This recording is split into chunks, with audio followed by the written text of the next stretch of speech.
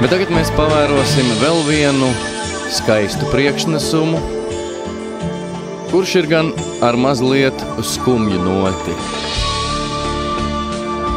Bet lai šie dejotāji mazliet padejo, un tad es par to jums pastāstīšu.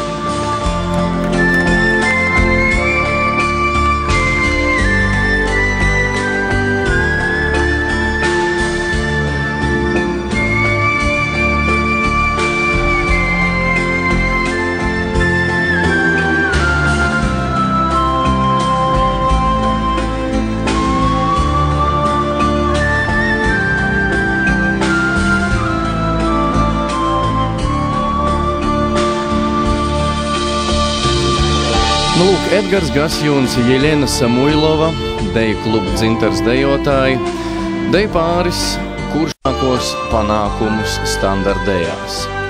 Šoruden viņi iekļuva pasaules čempionāta pusfinālā, un šai pusfinālā nekad neviens no Latvijas pārstāvjiem vēl nav iekļuvis. Bet skumjā nots ir tāda, ka viņi nolēmuši kā pāris viens no otra atvadīties, un šī ir viņa pēdējā deja, ko viņa dāvā publikai sacensībās Grand Prix Latvija. Jo Edgars ir atradis deju partneri Itālijā, un, lai cik interesanti, Jeļena arī dejos ar itālu. Savā starpā it kā divi deju pāri, viens Latvijā un viens Itālijā, samainās vietām.